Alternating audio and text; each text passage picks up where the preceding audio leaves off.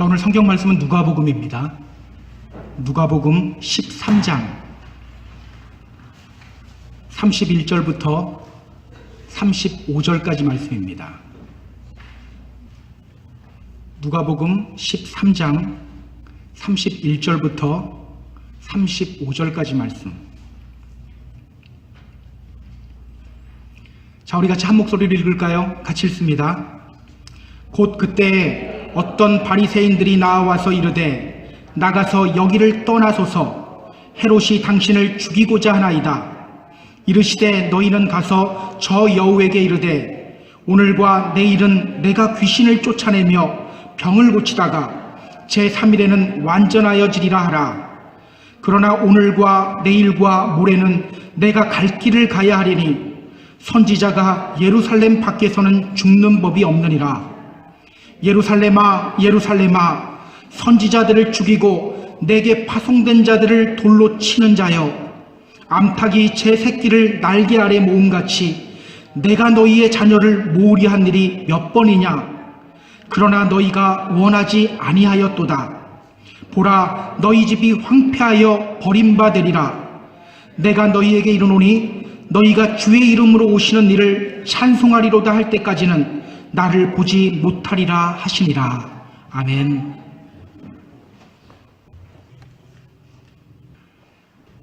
인생길이라는 말이 있어요. 인생길. 우리의 인생을 길에 비유합니다. 인생이라는 길 위에서 우리는 여러 종류의 길을 만나게 돼요. 때로는 고속도로 같이 넓고 쭉 뻗은 길을 만날 때도 있고요. 때로는 울퉁불퉁한 비포장도로를 만날 때도 있습니다. 때로는 경치 좋은 오솔길을 걸을 때도 있고요. 또 때로는 정말 넘기 힘든 오르막길을 힘겹게 올라갈 때도 있어요. 여러분은 지금 어떤 길 위에 서 있는 것 같으세요? 고속도로입니까? 울퉁불퉁한 비포장도로입니까? 우리들은 좁고 울퉁불퉁한 길보다는 넓고 편한 길을 좋아해요. 그렇다면 여러분, 주님은 우리가 어떤 길을 걸어가길 원하실까요? 주님은 우리가 어떤 길을 걸어가길 원하실까? 오늘 예수님은요, 십자가를 지기 위해서 예루살렘으로 한 걸음 한 걸음 걸어가고 있는 중이세요. 그리고 오늘 본문 바로 전 부분에서 예수님은 이렇게 말씀하셨어요. 좁은 문으로 들어가기를 힘쓰라. 좁은 문으로 들어가기를 힘쓰라.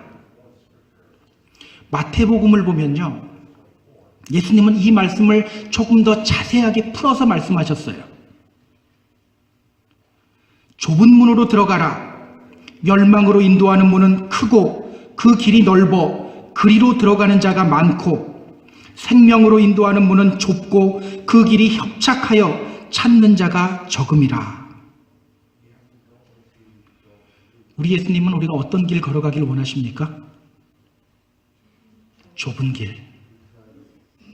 좁은 길을 걸어가길 원하셔요. 우리가 가야 할 길은 좁은 길, 좁은 문입니다. 그렇다면 여러분, 이 좁은 길은 어떤 길을 의미할까요? 사람이 적게 가는 길을 의미할까요? 좁은 길은 어떤 길을 의미할까? 또 좁은 길을 걸어가는 믿음의 사람이 되기 위해 오늘 우리가 붙잡아야 할 것은 무엇인가? 오늘 본문이 그것을 우리에게 자세하게 설명하고 있어요. 따라서 오늘은 우리가 가야 할 길이라는 제목으로 말씀을 함께 나누려고 합니다. 우리가 가야 할 길. 자, 본문으로 들어가 볼게요. 31절입니다. 자, 31절 우리 같이 읽어볼까요? 같이 읽습니다. 곧 그때 어떤 바리새인들이 나와서 이르되 나가서 여기를 떠나소서 헤롯이 당신을 죽이고자 하나이다. 오늘 바리새인들이 예수님께 와요. 그리고 예수님께 아주 중요한 정보를 하나 알려줍니다. 그것이 무엇입니까? 헤롯이 당신을 죽이고자 하나이다. 헤롯이 예수님을 죽이려고 한다는 거예요. 여러분, 왜 헤롯이 예수님 죽이려고 할까요? 왜 헤롯은 예수님을 죽이려고 할까? 오늘 본문을 아무리 봐도 거기에는 이유가 안 나와요. 하지만 누가복음을 쭉 읽다 보면 우리는 그 이유를 알게 돼요. 우리 성경 한 군데만 찾아볼까요? 누가복음 3장 19절 20절입니다. 누가복음 3장 19절 20절. 자, 찾았으면 우리 같이 읽어보겠습니다. 3장 19절 20절입니다.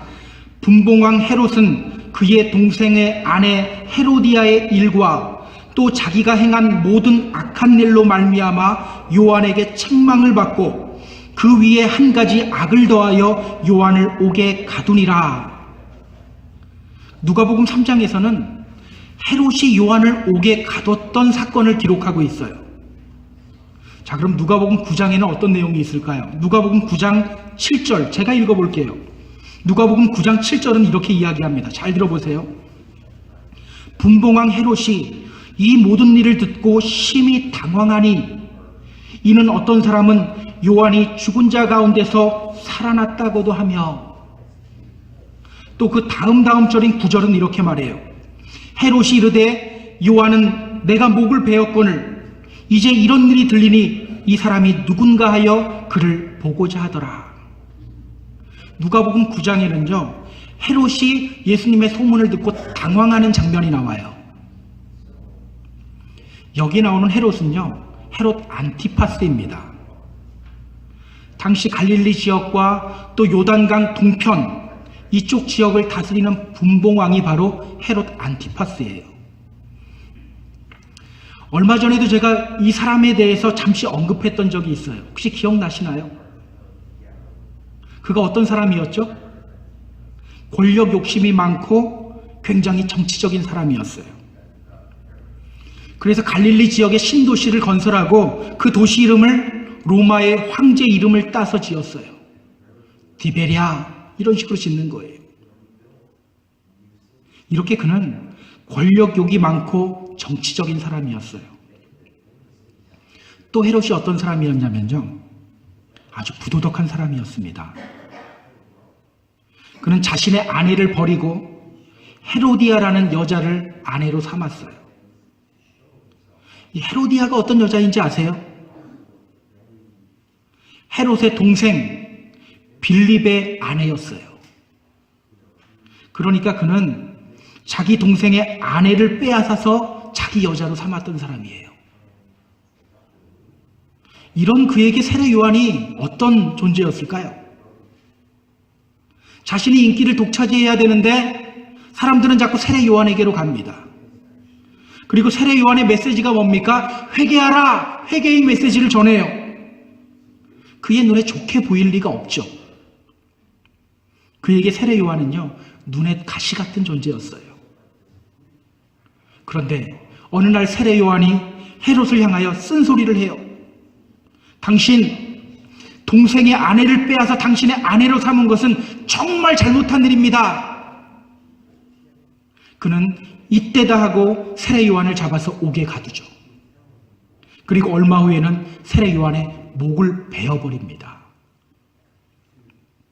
그런데 그가 어떤 소식을 들은 거예요? 예수라는 사람에 대해서 소문을 들었는데 사람들이 그 예수를 세례 요한이라고 하는 거예요. 세례 요한이 다시 살아났다라고 말하고 있는 거예요. 그래서 그는 당황하기 시작해요. 분명 세례 요한은 내가 목을 베서 죽였는데 이런 일이 어떻게 일어날 수 있느냐? 도대체 예수라는 놈이 누구냐? 막 이러고 있는 상태예요. 그런데 여러분 그때쯤에 예수님이 행한 기적이 있어요. 어떤 기적일까요? 우리가 잘 아는 기적이에요. 오병이어의 기적이에요. 여러분 오병이어의 기적을 경험한 다음에 사람들이 예수님을 어떻게 대우하기 시작했습니까? 요한복음 6장 15절은 이렇게 말하고 있어요. 그러므로 예수께서 그 그들이 와서 자기를 억지로 붙들어 임금 삼으려는 줄 아시고 다시 혼자 산으로 떠나가시니라. 오병이어의 기적을 경험한 사람들이 예수님을 어떻게 대우하기 시작했습니까? 왕으로 대우하기 시작했다는 거예요. 예수님을 싫어하는데 억지로 붙들어서 왕을 삼으려고 했다는 거예요. 여러분, 헤롯이 이 소식 들었을 때 어땠을까요? 어떤 사람들은 자신이 죽였던 세례 요한이 다시 살아났다고 말해요. 또 어떤 사람들은 예수를 왕으로 삼으려고 한대요. 그렇지 않아도 권력 욕심이 많고 정치적인 사람인데 이런 소문 들으니 눈이 돌아가지 않고는 배기지 못하죠. 그래서 그는 예수님을 죽이려고 하고 있는 거예요. 그런데 여러분, 여기서 우리가 한 가지 품어야 할 의문점이 있어요. 그 소식, 그 정보를 알려주고 있는 사람들이 누구죠?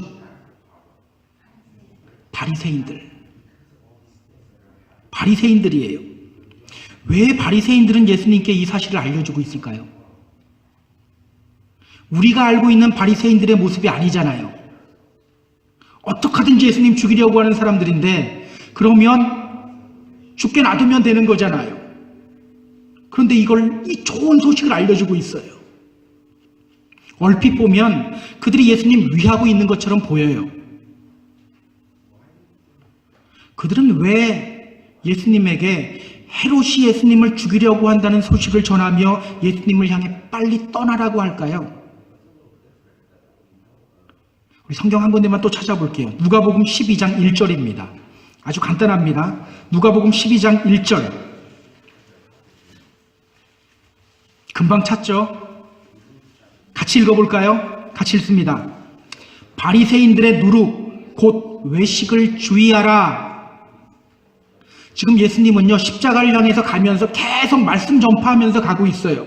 그러다가 어떤 말씀을 전하십니까? 바리새인들의 누룩 곧 외식을 주의하라.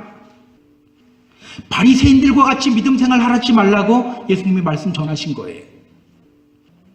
여러분, 바리새인들이 이 말씀 듣고 은혜 받았을까요? 아니면 듣기 거북했을까요? 당연히 듣기 거북했겠죠.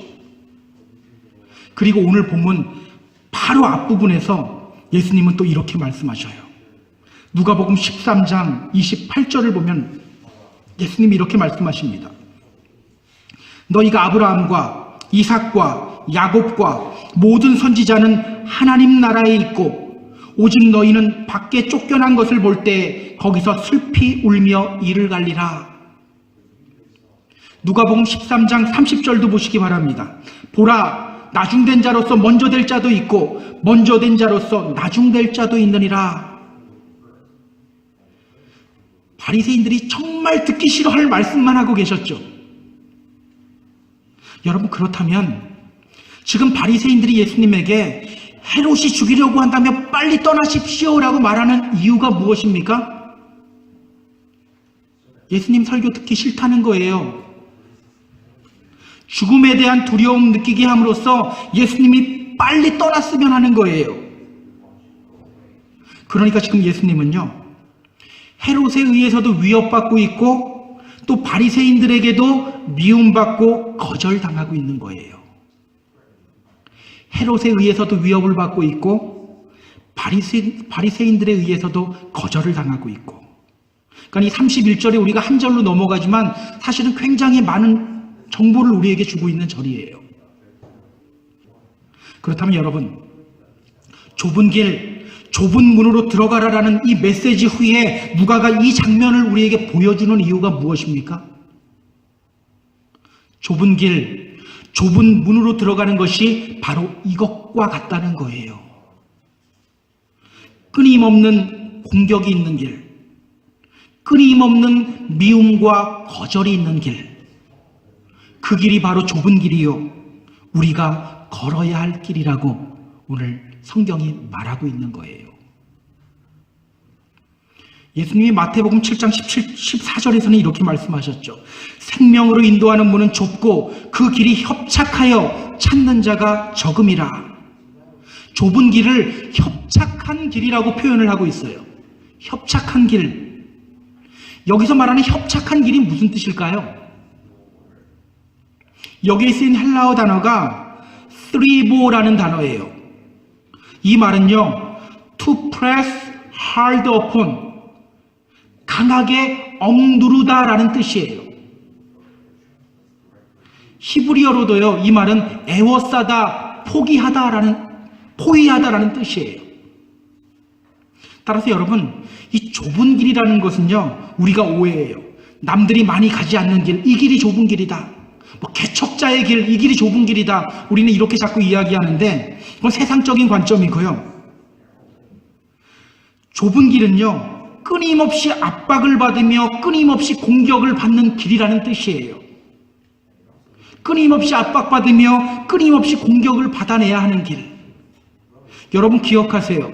믿음의 길은 끊임없는 압박과 공격을 받으며 걸어가야 하는 길이에요. 끊임없는 압박과 공격을 받으며 걸어가야 하는 길. 혹시 후회하고 있는 분 있나요? 내가 왜 괜히 믿기 시작해서? 어쩔 수 없어요. 발 들여놨어요. 이제는 걸어야 돼요. 요한복음 15장 19절은 이렇게 말해요.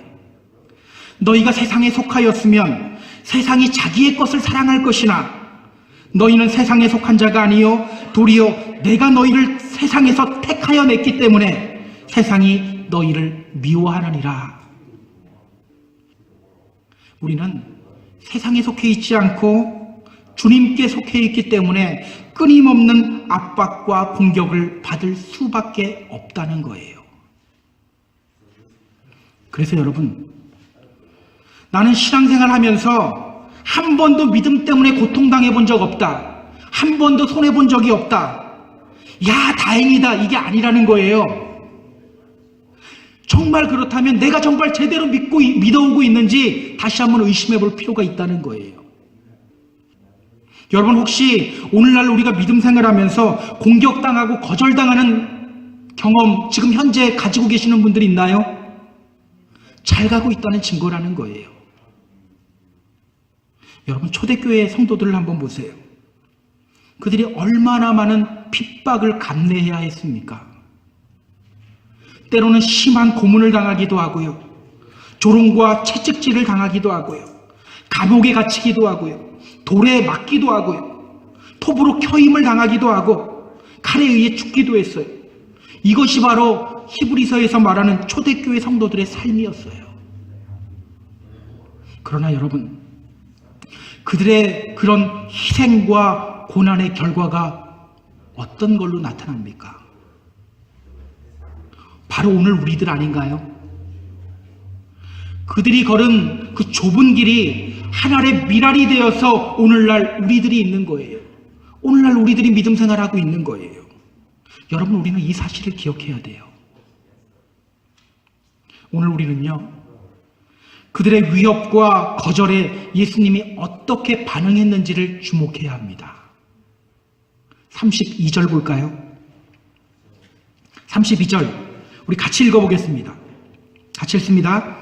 이르시되 너희는 가서 저 여우에게 이르되 오늘과 내일은 내가 귀신을 쫓아내며 병을 고치다가 제3일에는 완전하여지리라 하라.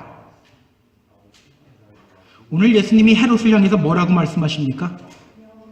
여우야, 여우라고 말씀하셔요. 왜 예수님은 헤롯을 향해 여우라고 할까요? 여러분, 보통 여우가 갖는 이미지가 뭐죠? 눈치가 빠르다, 또 교활하다, 간사하다. 오늘 예수님이 그런 의미로 헤롯에게 여우라고 한 걸까요? 여러분, 성경은 성경으로 해석돼야 되죠. 해석해야 되죠. 그냥 이런 식으로 우리가 해석해버리면 이제 마음대로 해석하게 되는 거예요. 성경에서 여우는요, 허무는 자라는 뜻이에요. 허무는 자. 아가서 2장 15절을 보면 이렇게 말해요. 우리를 위하여 여우, 곧 포도원을 허는 작은 여우를 잡으라. 우리의 포도원에 꽃이 피었음이라.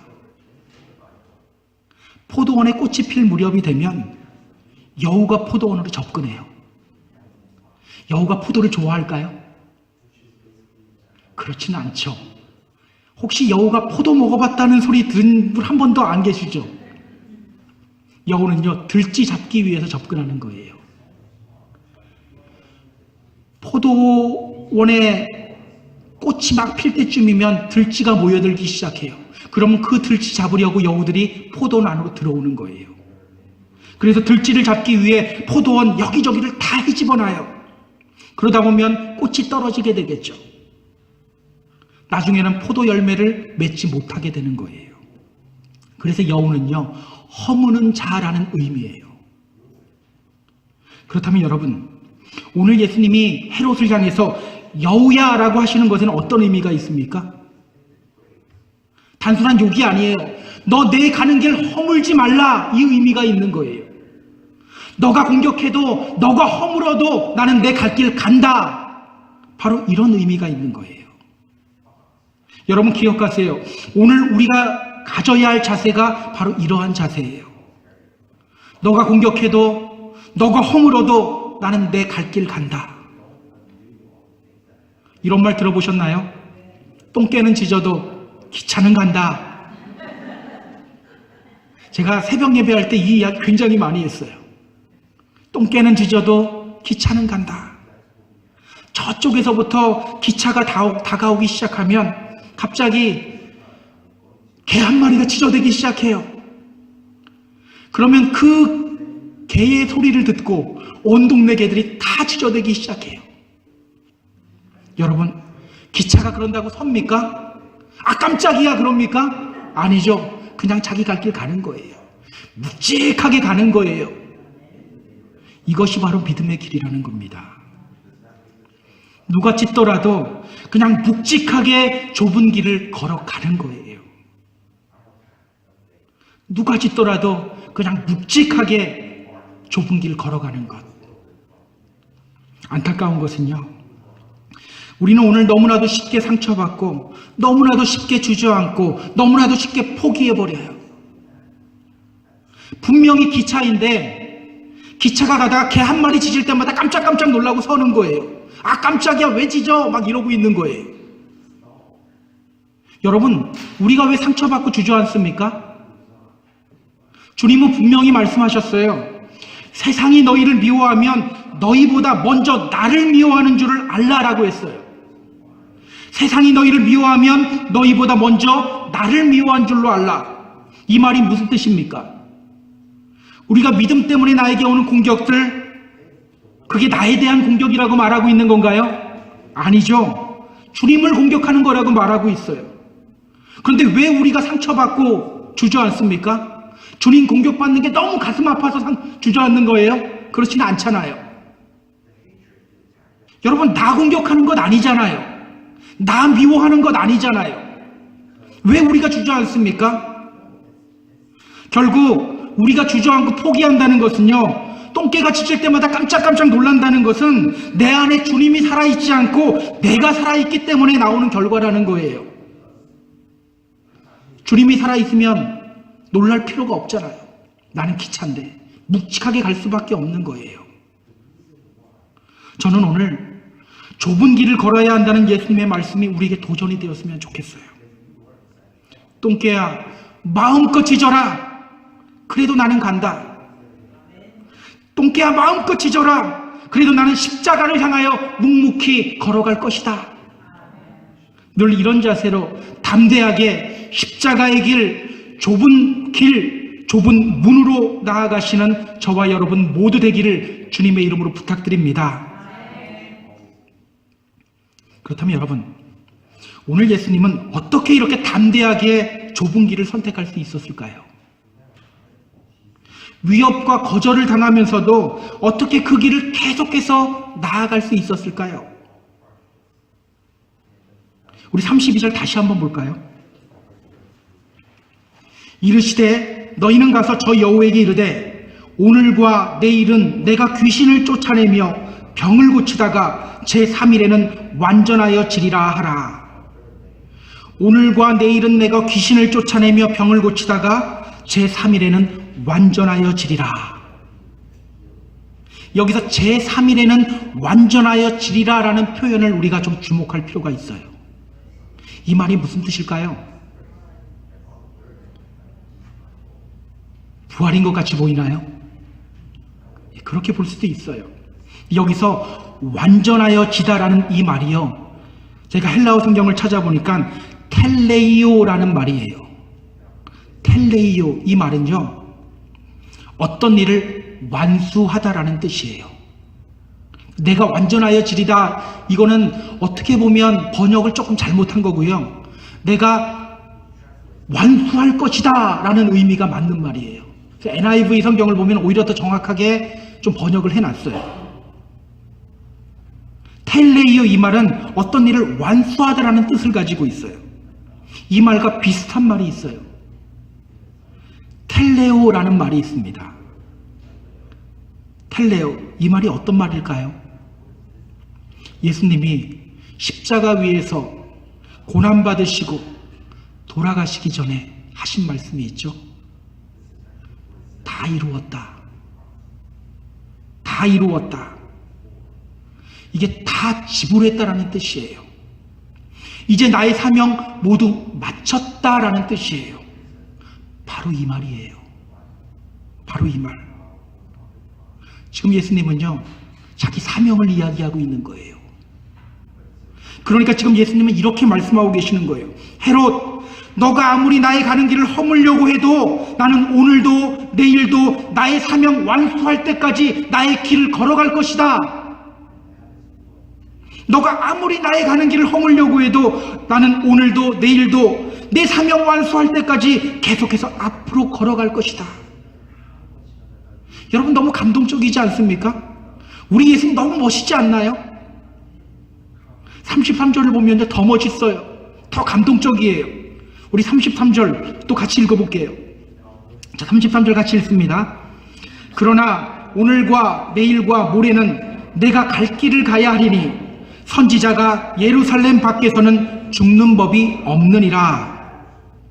그러나 오늘과 내일과 모레는 내가 갈 길을 가야 하리니 선지자가 예루살렘 밖에서는 죽는 법이 없느니라. 오늘과 내일과 모레는 내가 나의 갈 길을 가야 한다. 헬라어 성경을 보면 여기에 내이라는 말이 사용됐어요. 이 내이는요, must라는 말이에요. 우리가 생각하는 should, have to, 상대가 안 되는 must예요. 반드시 꼭 해야 한다라는 거예요.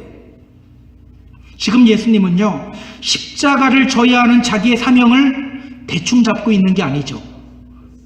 단단하게 잡고 있는 거예요. 절대 놓지 않고 있는 거예요. 선지자는 예루살렘 밖에서는 죽는 법이 없다. 사명 완수하기 전까지는 절대 죽지 않을 거라고 말하고 있는 거예요. 여러분, 예루살렘이 어떤 곳입니까? 34절을 보세요. 예루살렘아, 예루살렘아, 선지자들을 죽이고 내게 파송된 자들을 돌로 치는 자여, 암탉이 제 새끼를 날개 아래 모음같이 내가 너희의 자녀를 모으리한 일이 몇 번이느냐? 그러나 너희가 원하지 아니하였도다. 선지자들을 죽이는 것, 말씀 듣기를 거부하고 말씀 전하는 자를 돌로 치는 곳, 암탉이 병아리를 품듯이 계속해서 하나님이 그들을 날개 아래 모으는데 그럼에도 불구하고 하나님의 날개 아래로 들어가지 않는 사람들, 그곳이 바로 예루살렘이었던 거예요. 그 예루살렘에서 자신의 사명 완수하기 전까지는 절대로 죽지 않는다고 말씀하시는 거예요. 여러분, 우리가 이 신앙생활하면서 반드시 기억해야 할 것이 있어요. 사명을 가진 사람들, 사명자는요, 절대 죽지 않아요. 그 사명 이루기 전까지는 결코 죽지 않아요. 그 사명 완수할 때까지 하나님이 지켜주시고 보호해 주세요. 여러분, 사명이 무엇입니까? 하나님이 나에게 주신 꿈, 하나님이 나에게 주신 어떤 목적, 이것이 바로 사명 아닙니까? 하나님이 주셨기 때문에 그거 완수할 때까지는 내 사명이 남아있으면 하나님이 지켜주시고 인도하시고 보호해 주시는 거예요. 왜? 그 사명 완수하라고. 유대인의 종교 지도자들이 제자들을 협박합니다. 너희들 다시는 예수의 이름으로 말하지도 말고 전하지도 말아라. 그때 베드로가 대답하죠. 우리는 보고 들은 것을 말하지 아니할 수가 없습니다. 그들은 결국 다시 잡혀요. 그런데 어떤 일이 벌어집니까? 다음날 아침 감옥 문은 여전히 닫혀 있어요. 문 앞에는 간수들이 지키고 있어요. 그런데 감옥 안에는 제자들이 없어진 거예요. 어떻게 이런 일이 있을 수 있을까? 사람들은 궁금해합니다. 그런데 저쪽에서부터 한 사람이 헐레벌떡 뛰어와요. 그리고 말합니다. 옥에 가두었던 사람들이 지금 성전에 서서 백성들을 가르치고 있습니다. 여러분, 그들이 어떻게 감옥에서 나올 수 있었습니까? 우리는 보고 들은 것을 말하지 않을 수가 없습니다. 바로 그들이 그 사명 꼭 붙잡고 있었기 때문에 하나님이 내보내준 거예요. 왜? 그 사명 완수하라고. 그들이 완수할 사명이 아직 남아있기 때문에 하나님이 그들을 살려서 나오게 해주신 거예요. 성경은요, 이렇게만 이야기하고 있지 않아요. 또 사도 바울 보세요. 사도 바울은요, 항상 이야기했어요. 그의 사명은 당시 세계의 중심인 로마에서 복음 전하는 것이었어요. 그가 예루살렘에서 잡혔을 때 어떤 유대인들은요, 내가 바울을 죽이기 전까지는 먹지도 않고 마시지도 않겠다 이러면서 바울 죽이겠다고 했어요. 죽을 각오로 덤벼드는 사람들, 제일 무서운 사람들이죠. 그런데요, 바울은 죽지 않았어요. 로마로 호송되던 중 폭풍을 만나기도 합니다. 독사에 물리기도 해요. 그런데도 죽지 않았어요. 왜? 그의 마지막 사명이 아직 남아있기 때문이에요. 하나님이 주신 사명이기 때문에 그 사명 감당할 수 있게끔 하나님이 만들어 주시는 거예요. 여러분, 그래서 오늘 우리에게 필요한 것은요, 우리의 사명이 무엇인지를 찾고 그 사명 꼭 붙잡는 거예요. 하나님이 나에게 주신 꿈이 무엇인지, 하나님이 나에게 주신 어떤 목적이 무엇인지 이거 찾고 그거 꼭 붙잡고 있으면 반드시 살게 돼요. 그래야 이 믿음의 길, 이 좁은 길을 걸어갈 수 있게 되는 거예요. 주님은 우리 각자에게 사명을 주십니다. 저 같은 사람에게는 말씀 전하는 사명을 주셨고요. 또 어떤 분들에게는 섬김의 사명을 주시기도 하시고, 봉사의 사명을 주시기도 하시고, 또 어떤 분들에게는 또 선교의 사명을 주시기도 하시고, 각자 여러 모양으로 여러분들에게 어떤 사명을 주셔요. 여러분, 그 사명 꼭 붙잡으시기 바랍니다. 그 사명이 여러분을 이끌면 우리는 좁은 길 온전히 걸어갈 수 있어요. 담대하게 찬송하며 걸어갈 수 있게 되는 거예요. 제가 가지고 있는 영상 중에 김우연 감독이 제작한 팔복이라는 영상이 있어요. 그 중에 애통하는 자에 대해서 나오는 그 영상이 있는데, 여러분들이 원하시면 제가 좀 보내드릴 수도 있어요. 제가 설교를 준비하면서 거기에 나온 그 선교사님이 계속 생각나서 그 선교사님을 소개하고 말씀을 좀 마치려고 합니다. 한재성이라고 하는 카자흐스탄 선교사님이에요. 그는 사랑하는 아내와 두 딸을 데리고 카자흐스탄으로 갑니다. 그런데 어느 날 두 딸을 학교에 데려다주고 집으로 갔는데 집 문이 잠겨 있는 거예요. 그리고 밖을 보니 전화선이 다 끊어져 있는 거예요. 집 문을 두드리고 있는데 순간 강도들이 나와서 쇠파이프로 이 선교사님을 공격하고 도망갔어요. 정신 차리고 집에 들어갔을 때에는 이미 사랑하는 아내가 피투성이가 된 채 싸늘한 시체가 되어 있었어요. 그는 아내의 시체를 부여잡고 울고 또 울어요. 하나님께 기도하며 간 땅인데 왜 우리 가족에게 이런 일이 있어야 합니까? 하나님을 향해 원망의 목소리를 높여요. 그렇게 그는 한국으로 돌아옵니다. 아내의 무덤 앞에서 매일매일 서러운 울음을 울어대요. 울어도 눈물이 마르지가 않아요. 그러던 어느 날 그에게 주님의 음성이 들려요. 사랑하는 아들아, 내가 너의 아내를 이미 받았다. 그 음성 듣고 그는 다시 이를 악물어요. 그리고 카자흐스탄으로 다시 들어갑니다. 아내의 목숨을 앗아간 땅, 그래서 다시는 가지 못할 것 같았던 그 카자흐스탄 땅으로 다시 들어가요. 비행기 창문으로 그 카자흐스탄 땅이 보이자 아내의 피가 느껴지기 시작합니다. 또 주체 없이 눈물이 흐르기 시작해요. 그 영상의 마지막 장면은요, 카자흐스탄의 그 황량한 벌판에 서서 그가 말해요. 아내의 핏값 제가 10배로 받아내겠습니다. 저도 이 땅에 제 피를 흘렸으면 좋겠습니다. 그리고 그 황량한 벌판을 향해 막 달려가는 거예요. 전 설교를 준비하면서 그 마지막 벌판을 향해 달려가던 그 선교사님의 모습이 계속해서 머릿속에 떠올랐어요. 계속해서 잔상이 남아있어요. 여러분, 바로 오늘 우리의 걸음이 바로 그런 걸음이 되어야 해요.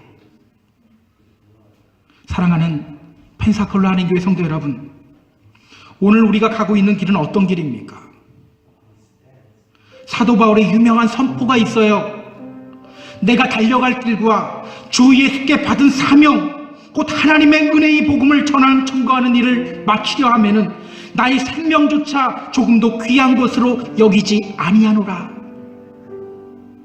주님이 주신 사명 부여잡고 좁은 길로 나아가시기 바랍니다. 그렇게 주님이 주신 힘으로 이 믿음의 길을 감당하시기 바랍니다. 그렇게 주님의 참 제자가 되는 저와 여러분 모두 되기를 주님의 이름으로 축원합니다. 축복합니다. 자, 우리 찬양하면서 같이 나아갈게요. 주님 다시 오실 때까지 나는 이 길을 가리라. 좁은 문, 좁은 길, 내 십자가 지고 십자가의 길을 계속해서 걸어가겠습니다. 오늘 예수님이 예루살렘을 향하여 십자가 지기 위하여 묵묵하게 좁은 길 걸어갔던 것처럼 우리도 그 사명 바라보며 끝까지 이 길 걸어가겠습니다. 우리가 이 찬양하면서 함께 고백하겠습니다. 주님 다시 오실 때까지 나는 이 길을 가리라. 좁은 문, 좁은 길, 나의 십자가 지고 나의 가는 이 길 끝에서 나는 주님을 보리라. 영광의 내 주님 나를 맞아주시리. 주님 다시 오실 때까지 나는 일어나 달려가리라. 주의 영광 온 땅 덮을 때 나는 일어나 노래하리. 내 사모하는 주님 온 세상 구주시라. 내 사모하는 주님 영광의 왕이시라. 우리 다시 한번 찬양할게요. 주님 다시 오실 때까지 나는 이 길을 가리라. 좁은 문, 좁은 길, 나의 십자가 지고 나의 가는 이 길 끝에서 나 주님을 보리라. 영광의 내 주님 나를 맞아주시니 주님 다시 오실 때까지 나는 일어나 달려가리라. 주의 영광 온 땅 덮을 때 나는 일어나 노래하리. 내 사모하는 주님 온 세상 구주시라. 내 사모하는 주님 영광의 왕이시라. 자, 이 시간 우리 함께 기도하며 나아갈 때요, 기도할 때요, 하나님, 우리가 자꾸 넓은 길 가기를 원했습니다. 그러나 주님은 우리가 좁은 길 걸어가기를 원하십니다. 그 좁은 길을 우리가 사명 부여잡고 당당하게 끝까지 십자가의 길 걸어가겠습니다. 오늘 그 예루살렘을 향하여 나아가는 그 주님의 발걸음, 그 발걸음을 기억하면서 우리도 그 걸음 걸어가겠습니다. 이 시간 우리가 함께 기도하며 나아갑니다. 기도합니다.